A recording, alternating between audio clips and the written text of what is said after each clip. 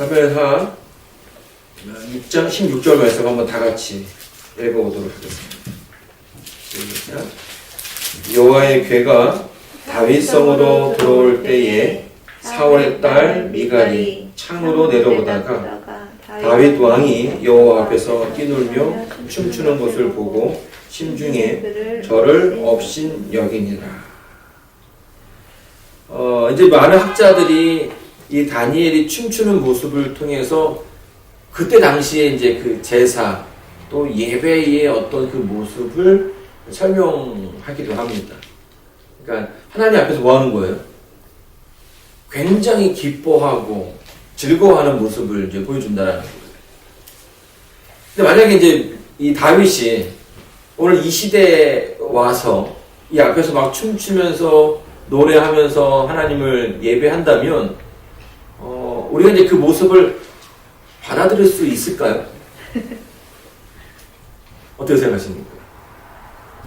그러니까 오늘날 우리 교회에서 그렇게 예배를 좀 받아들이는 것은 어렵지 않을까라는 생각을 하게 됩니다. 왜냐하면 우리가 이제 교회 와서 늘 이제 처음에 제가 어릴 적에 들었던 말들은 예배당에 오면 아주 조용히 해야 된다. 그래서 걸을 때도 어떻게 걸어요?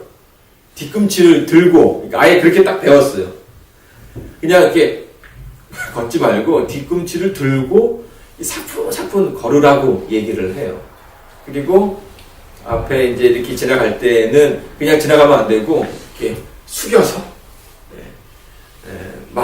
설교하는 분의 어떤 그런 것에 방해되지 않게끔. 그래서 그때의 지금도 그렇지만 예배는 굉장히 경건해야 되고 또 조용해야 된다라고 이제 그렇게 배워왔습니다. 그리고 오늘 우리의 예배가 이제 또 그런 모습을 가지고 있죠. 그래서 이 시대에 다윗이 와서 보면 좀 놀라지 않을까라는 생각을 해보게 됩니다. 그러니까 그때의 예배와 오늘날의 예배는 좀 다르죠. 그러면 이제 예루살렘 성전에서 드렸던 예배는 어떨까요? 한 2000년 전 예수님께서 오셨던 그 당시 어떤 모습이 연상되십니까? 여러분들이 예루살렘 성전을 이렇게 걷고 있으면 어떤 소리가 들릴까요? 조금 좀 시끄러울 것도 같아요. 왜냐하면은 막 그냥 한쪽에서는 막 하나님한테 나는 못됐고 막 이제 그럴 것도 같고 또 한쪽 구석에서는 정말 그냥 이렇게 그냥 눈물을 흘리면서 나 같은 죄인도 그쵸. 이렇게 나왔다고 또 그럴 것도 같고 그래서 막 한쪽에서는 시끄럽고 한쪽에서는 좀 그런 걸 지금 우리 세대에서 일어날 수 있는 그런 걸 좀 연상시켜요. 네네. 그러니까 우리가 만약에 성전을 걷고 있다면 거기에는 참 많은 소리들이 들릴 겁니다. 그 양을 끌고 가는 그 소리부터 시작해서 또 이제 자기가 이제 죄를 지은 사람들은 뭐 해야 됩니까? 그 양을 또 잡지 않습니까? 그러면 그 양을 잡는 소리부터 시작해서 또 이제 거래하는 얘기도 들릴 것이고 아주 시끄러운 소리가 들렸다고 하는 거죠. 그리고 또 그 향기로운 어떤 것을 기대하지 못했겠죠. 우리가 성전이라는 말을 쓸 때에는 거룩하다라는 느낌을 가지고 있는데 사실 그 이스라엘 성전을 이렇게 지나가게 되면 무슨 냄새가 날까요? 피 냄새랑. 피 비린내가 이제 날 거라는 거예요. 왜냐면 그 피를 받아가지고 그냥 버리는 것이 아니라 어떤 회막에다가 뿌리기도 하고 그러면 이게 말라가면서 그 냄새들이 계속 이제 진동하는 거죠. 또 한쪽에서는 또 그렇게 드려진 양을 뭐합니까? 태우죠. 구워서 이제 또 어떤 부분은 이제 제사장들이 먹기도 하고 또 못 먹는 부분들을 다 태워서 이제 소각한다는 거예요. 그러니까 여기 이제 두 가지 모습이 다 있는 거죠. 한편으로는 어떤 굉장히 시끄러운 모습도 있는 반면에 또 한편으로는 마치 이제 자기의 그 죄가 해결되는 그런 모습들이 행해지기 때문에 또 다른 한편으로는 어떤 축제의 분위기가 있다라는 거예요. 그래서 이 두 가지 모습이 다 있는 거죠. 자, 그럼 십자가 사건 이후에는 예루살렘 성전이 제 기능을 하지 못하게 되죠. 성전이 없어지고, 그리고 성전 대신에 뭐가 생기냐면 이제 회당이라는 게 생기게 돼요. 근데 회당은 사실은 어떤 건물적인 것을 뜻하는 것이 아니라 이스라엘의 유대인들이 남자 10명이 모이면 회당을 만들 수가 있는 거예요. 근데 거기에는 어떤 제사라든지 의식적인 모습보다는 이제 성경의 말씀을 강론하고 또 배우는 이제 그런 모습들이 더욱더 치중이 되었습니다. 그래서 오늘날 우리 교회의 모습을 보게 되면 이 두 가지 모습을 가지고 있는 거예요. 말씀이 선포되는 곳이고 또 어떤 예식적인 부분이 더해지는 이 두 가지 의미를 가지고 있죠. 그래서 우리가 이제 교회에 와서 하나님께 예배를 드릴 때에는 어떤 경건한 모습을 가지고 예배를 드리고 또 그 가운데 하나님의 말씀을 뭐 하는 겁니까? 직접 내가 듣고 배우는 거예요. 그리고 배움으로써 거기서 끝나는 것이 아니라 이제 더 나아가 그 말씀과 함께 되는 삶을 살게 되는 것이죠. 자, 근데 오늘날 우리의 그 예배 가운데 또 그때의 예배를 보게 되면 이 다윗이 가졌던 그 기쁨과 즐거움은 많이 없는 것 같아요. 그렇죠? 그리고 그때 다윗이 막 춤추고 노래하는 모습을 보면서 다윗의 아내였던 그 미갈이 이렇게 하찮게 여겼던 것처럼 오늘 우리의 어떤 그 예배에는 그런 즐거움보다는 좀 조용한 경건한 모습을 더 선호하는 모습들이 있다는 거예요. 근데 이 예배 가운데, 특별히 안식일 예배 가운데 있어야 하는 것은 하나님과 만나는 그런 기쁨이 우리에게 필요하다는 거예요. 즐거움이 있어야 한다는 거죠. 여러분 이제 구약에 이제 많은 특별히 그 시편을 보게 되면 예배의 즐거움에 대한 이야기들을 많이 써놓고 있습니다. 그 중에 제가 시편 131편을 한번 좀 읽어드릴게요. 자, 여기 보면 이렇게 설명합니다. 여호와여, 내 마음이 교만하지 아니하고 내 눈이 오만하지 아니하오며 내가 큰 일과 감당하지 못할 놀라운 일을 하려고 힘쓰지 아니하나이다. 실로 내가 내 영혼으로 고요하고 평온하게 하기를 젖된 아이가 그의 어머니 품에 있음 같게 하였나이다. 내 영혼이 젖된 아이와 같도다. 이스라엘아, 지금부터 영원까지 여호와를 바랄지어다.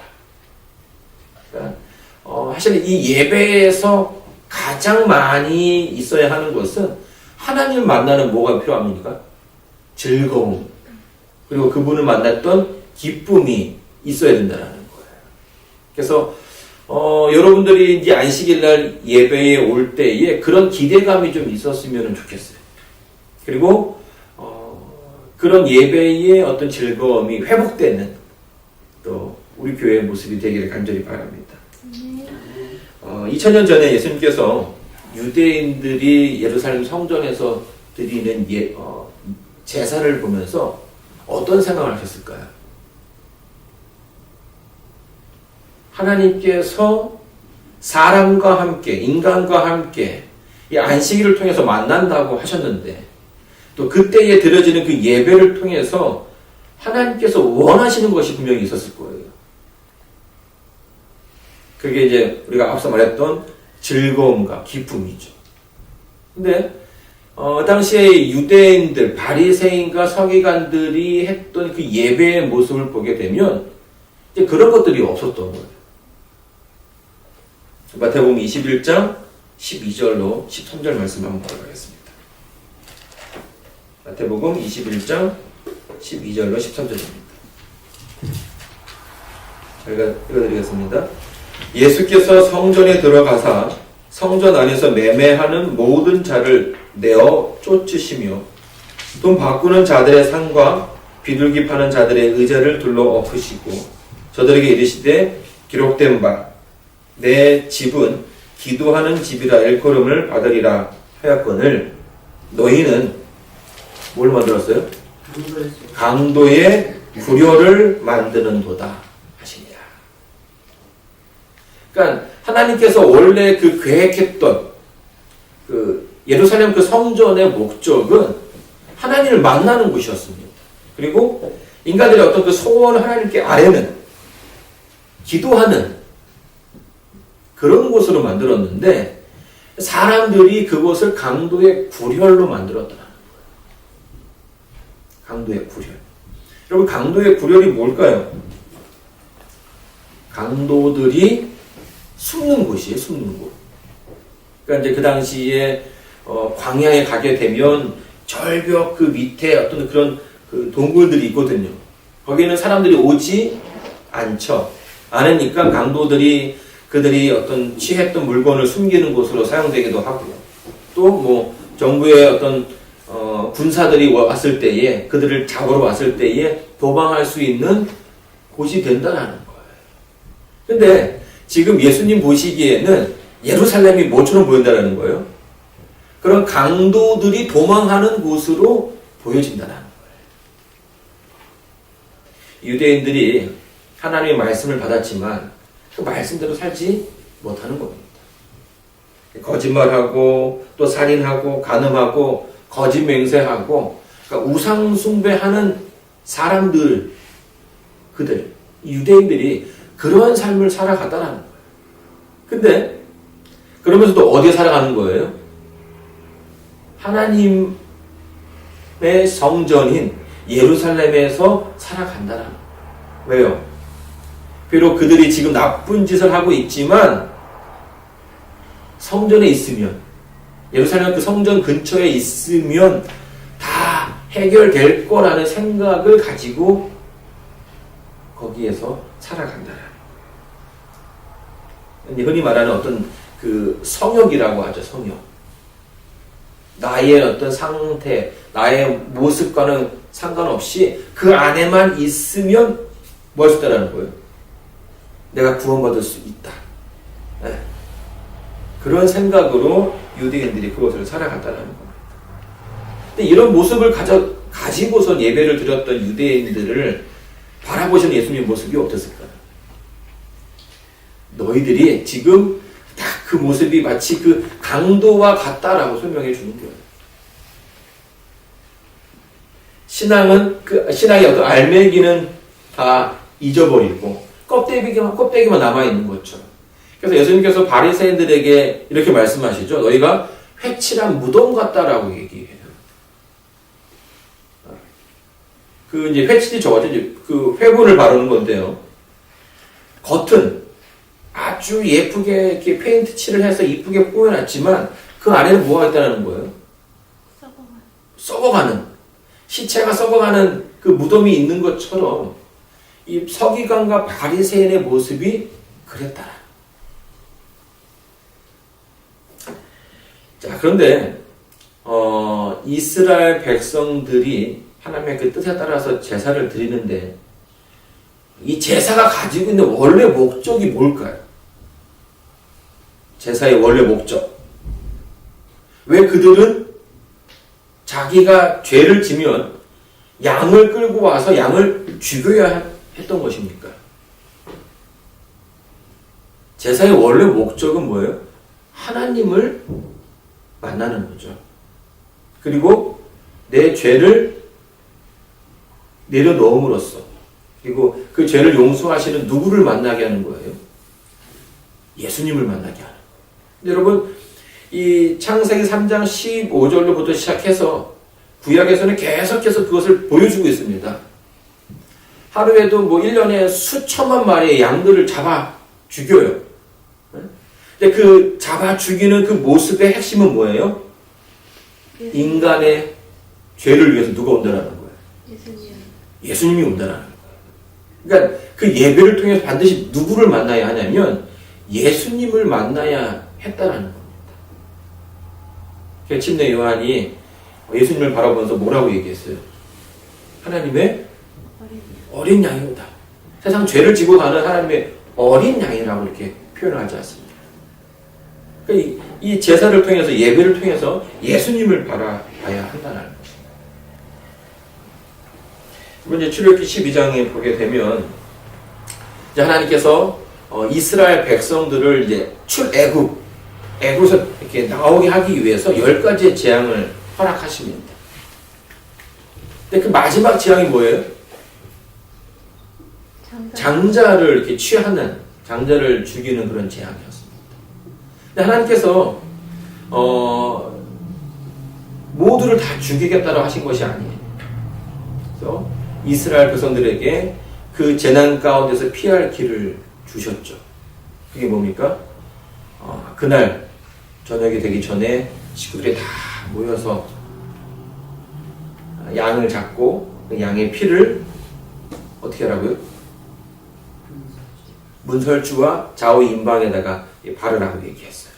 그리고 그것으로 끝나는 것이 아니라 어떻게 하라고요? 그 안에, 그 문 안에 거하라고 얘기했어요. 만약에 시키는 대로 다 이 피를 바르고 문 임방, 좌우 임방에도 발랐어요. 근데 만약에 밖에 나갔으면 어떻게 될까요? 밖에 나가면 죽는 거예요. 왜냐하면 하나님께서 말씀하신 그게 그 안에 거하라는 것입니다. 여러분, 우리의 예배는요, 이 안에서 누구를 만나는 거냐면 하나님을 만나는 거예요. 그리고 예수님을 만나는 거죠. 여러분, 이제 11월이 되고요. 다음 달이면 12월이에요. 벌써 이제 2021년이 다 지나가고 있는데, 12월 25일이 되면, 그 전부터 이제 아마 이제 그 조만간 상가들을 가게 되면 막 크리스마스 캐롤이 막 들려올 겁니다. 근데 이제 이때쯤 되면 아이들이 울지 않아요. 왜 울지 않을까요? 네? 우리 문수사님, 왜 아이들이 이때쯤 되면 울지 않을까요?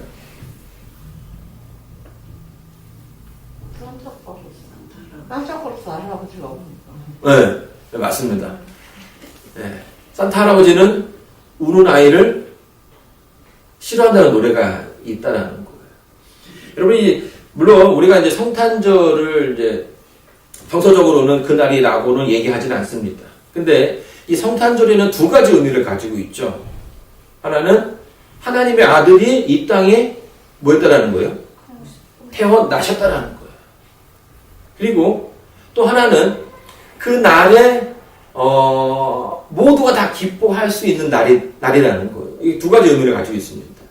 성경적인 어떤 예배에 대한 부분과 또 축제에 대한 어떤 그런 개념을 가지고 있어요. 그래서 교회를 다니지 않건 12월 25일이 되면 사람들은 다 이제 기뻐하고 즐거워합니다. 그리고 무언가 좋은 일이 나에게 생길 거라는 생각, 기대감을 가지고 있다는 거예요.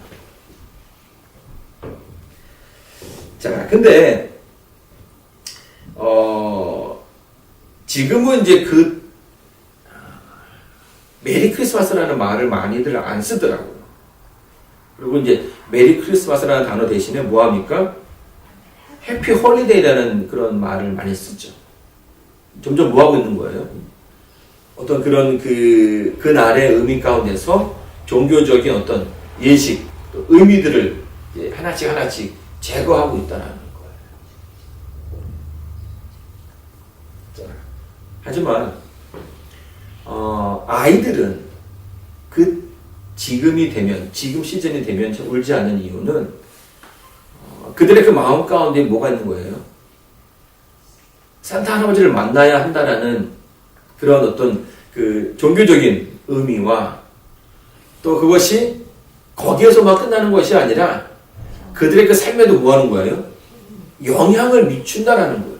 그래서 울다가도 혹시라도 누가 너 울면 산타 할아버지한테 선물을 못 받아 라고 얘기하면 그 우르르 뚝 붙인다는 거예요.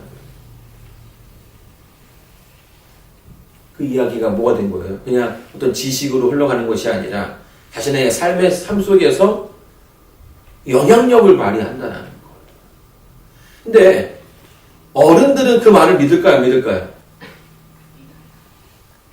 그 말을 믿지 않습니다. 왜냐하면 이제는 그 두 가지를 구별할 수 있게 된 거예요. 종교적인 의미와 축제적인 분위기. 그래서 종교적인 의미를 믿지 않지만 단순히 뭔을 취할 수 있는 거예요? 자기에게 이익이 되는 그 축제적인 분위기만은 가지고 있을 수 있다는 거예요. 이게 오늘날 이 시대가 살아가는 모습이라는 거예요. 그리고 어쩌면 이 시대의 성도들이 살아가는 모습이기도 한다는 거예요. 교회는 오지만 하나님의 말씀을 내가 받아들이기보다는 그저 이 안에 있다라는 것만으로 뭐 하는 겁니까? 만족하고 거기에서 위로를 얻고 살아간다는 거예요. 예수님께서 마태복음 18장 3절에 보게 되면 이런 말씀하십니다. 진실로 너희에게 이르노니 너희가 돌이켜 어린 아이들과 같이 되지 아니하면 결탄코 천국에 들어가지 못하리라.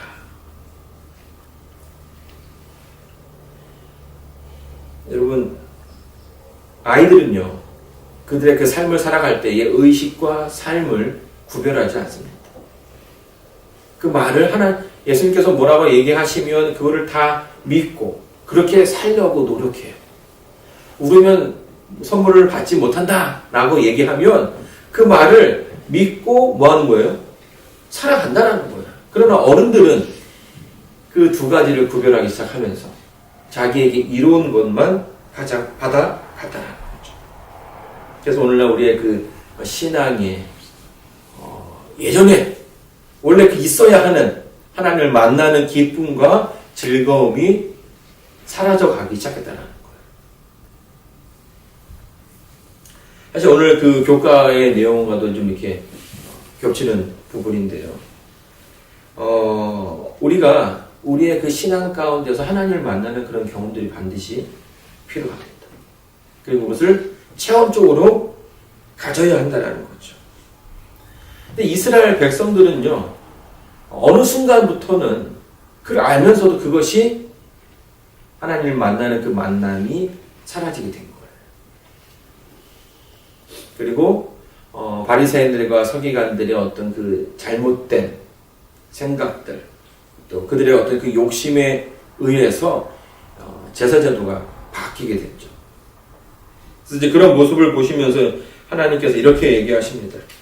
시편 50편 7절로 10절에 내 백성아 들을지어다 내가 말하니라 이스라엘아 내가 내게 증거하리라 나는 하나님 곧 내 하나님이로다. 내가 너의 재물을 인하여 너를 책망치 아니하리니 내 번제가 항상 내 앞에 있음이니라. 내가 내 집에서 수소나 내 우리에서 수염소를 취하지 아니하리니 이는 삼림의 짐승들과 천산의 생축이 다 내 것이며 산의 새들도 나의 아는 것이며 들의 짐승도 내 것이미로다. 내가 가령 줄여도 내게 이르지 않을 것은 세계와 거기 충만한 것이 다 내 것이미로다. 내가 수소의 고기를 먹으며 염소의 피를 마시겠느냐. 그러니까 그 당시 그 유대인들이 예루살렘 성전에서 하는 제사의 모습은 마치 하나님께서 그 제사를 바라는 것처럼 한다는 거죠. 그리고 그것이 전부라고 여겼다는 거예요. 하나님의 모습을 뭐 하기 시작했어요? 그 제사를 요구하는, 계속 무언가 인간과 거래하고자 하는 하나님의 모습으로 만들어 갔다는 거죠. 그러나 하나님께서는, 예수님께서는 그런 모습을 원치 않았다는 거예요. 오히려 뭘 더 강조하십니까? 하나님을 만남으로써 그 가운데 무언가가 생기기를 원했더라. 여러분 그 워렌 버핏이라는 사람을 잘 아십니까? 이 사람이 미국에서 굉장히 꽤 부자죠. 이렇게 투자의 귀재라고 이야기를 하는데, 이제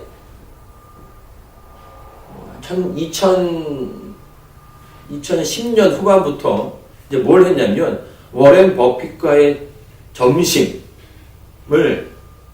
팔기 시작했어요. 그래서 나랑 밥 먹고 싶은 사람 손들어 해가지고 경매해가지고 이제 그 가격이 점점점 올라갔는데 2018년에는 330만이었어. 점심 한 끼가. 근데 2019년에는 460만으로 또 이렇게 올라가더라. 460만이면 어마어마한 가격이 있죠. 샘플 안에 집 2채 정도는 할 수 있지 않을까요? 근데 어마어마한 돈이라는 거예요. 근데 이제 대부분 이제 그 점식 티켓을 산 사람들이 누구냐면 기업가들이죠.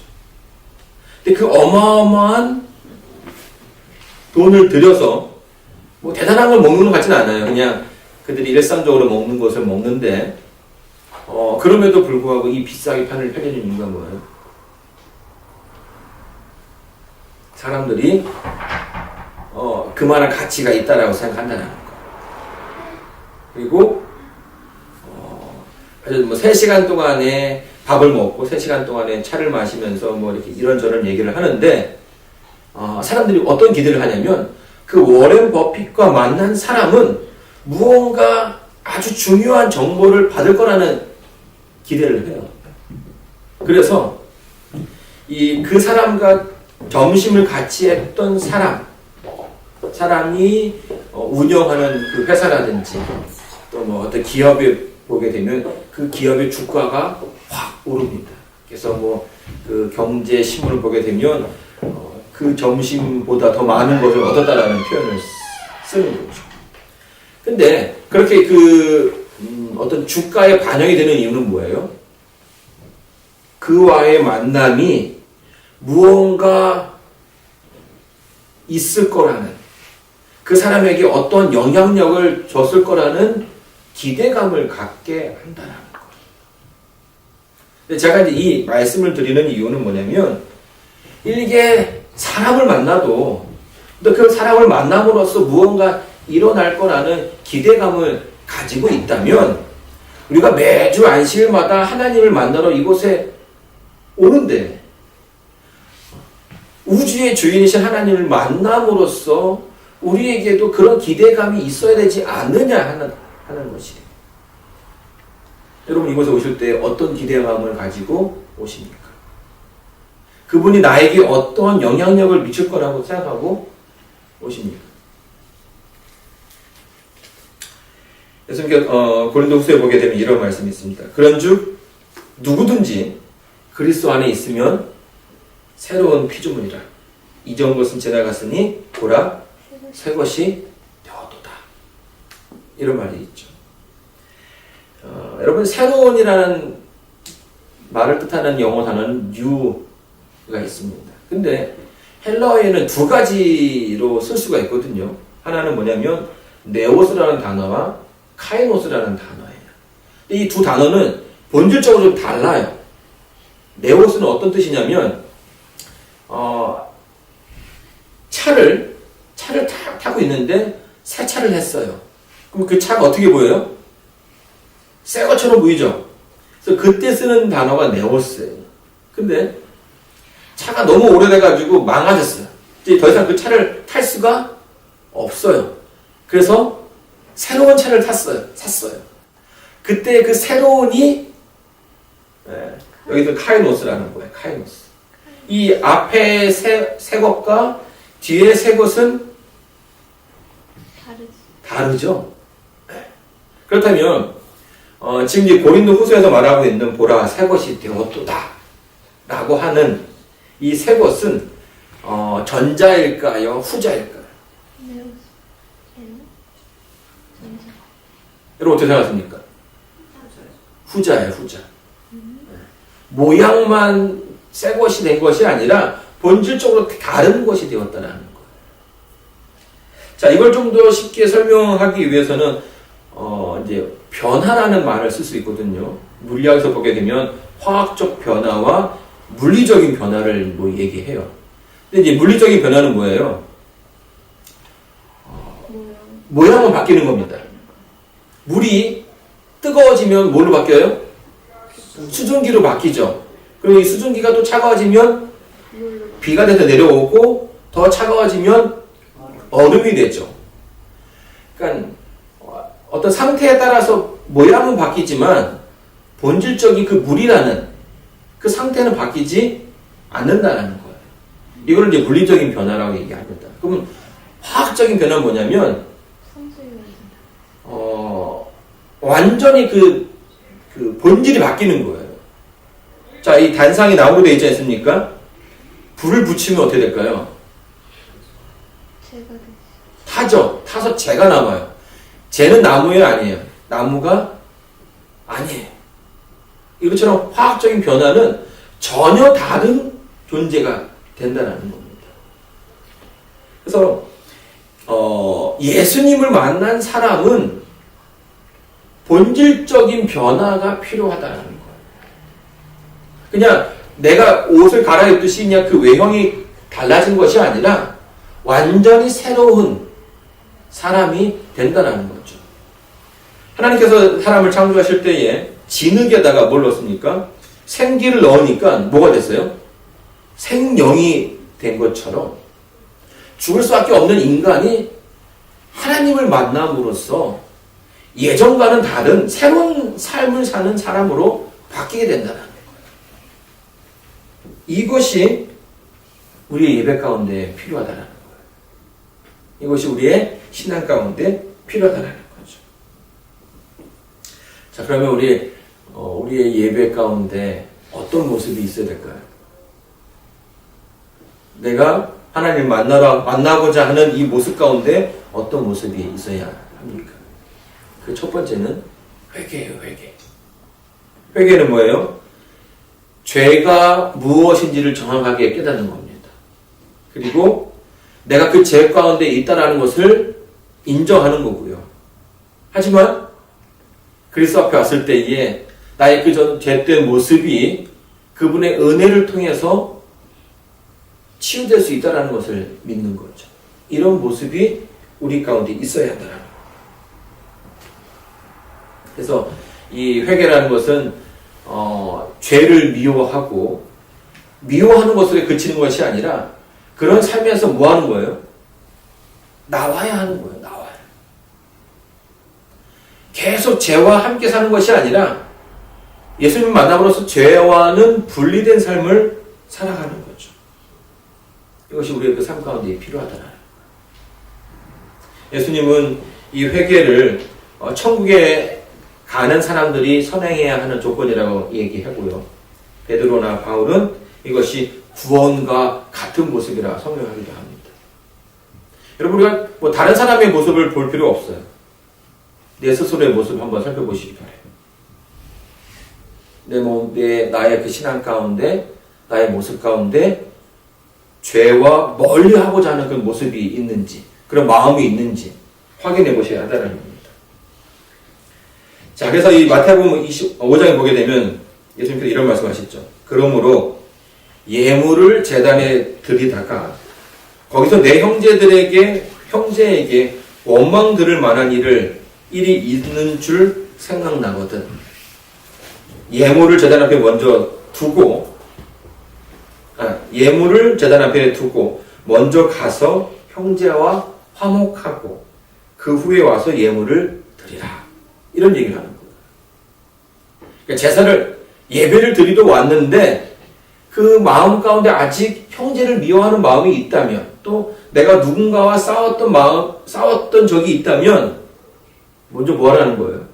가서 그 형제랑 화해하고 그 관계를 회복하고 그 다음에 와서 예배를 드리는 것이 맞다라는 거죠. 여전히 어떤 나의 그 죄된 마음을 가지고 이 안에 오면은 안 된다라는 거예요.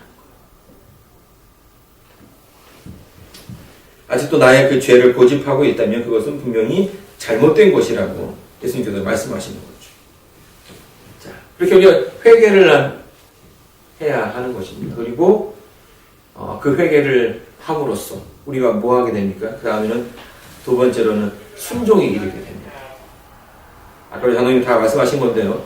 회개와 순종이 우리의 그 신앙에 반드시 필요한 모습이에요. 근데 사실 이 순종이라는 것이요, 쉬운 것 같지만 쉽지 않은 거예요. 왜 쉽지 않을까요?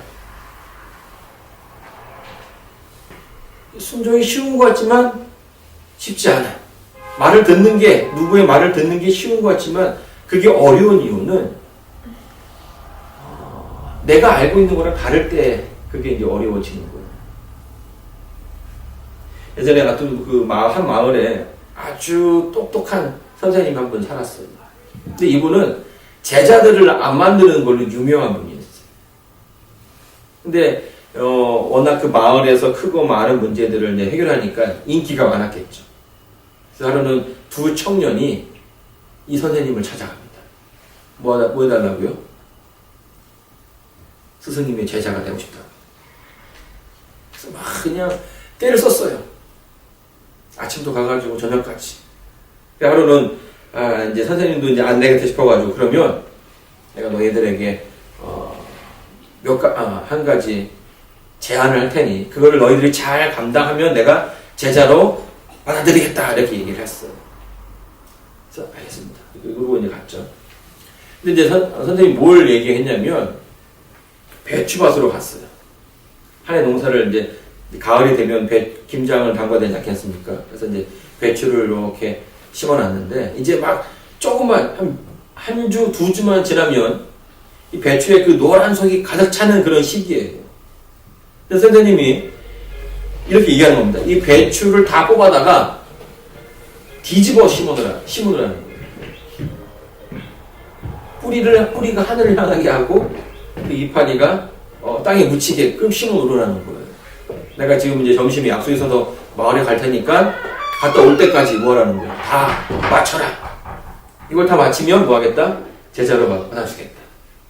그래서 막 이제 제자들 그 두 청년이 배추를 뽑기 시작했어요. 뽑아서 심는데 한 청년이 보니까 어때요? 이 정말 중요한 시기거든요, 지금. 이 시기를 잘 지내야 배추 안에 뭐가 이 노란 속이 꽉 차니까. 근데 이거 지금 뽑아서 뒤집어 심으면 뭐 하는 거예요? 배추를 지금 망치는 거 아닙니까? 올해 김장 망치는 거 아니에요. 계속 하다가 고민하는 거야. 뭐 해야 되나 말아야 되나. 그러고는 뭐라고 결론내리냐면, 우리 선생님이 지금 이 농사에 대해서 잘 모르시는 모양이다. 그래서 내가 지금 그분을 도와드려야겠다. 그래서 하던 거를 멈추고, 아무래도 아마 선생님이 그때는 제정신이 아니었을 거라는 생각을 하고선 배추를 뽑는 것을 그만뒀어요. 그런데 또 그 다른 청년은 뭐였어요? 아주 열심히 뽑아서 열심히 또 거꾸로 심었죠. 그래서 딱 보니까 이제 반은 거꾸로 심어 있고 반은 그대로 있는 겁니다. 해가 뉘어질 때쯤에서 선생님이 오셨어요. 자, 이 둘 중에 누구를 제자로 받아들였을 거예요?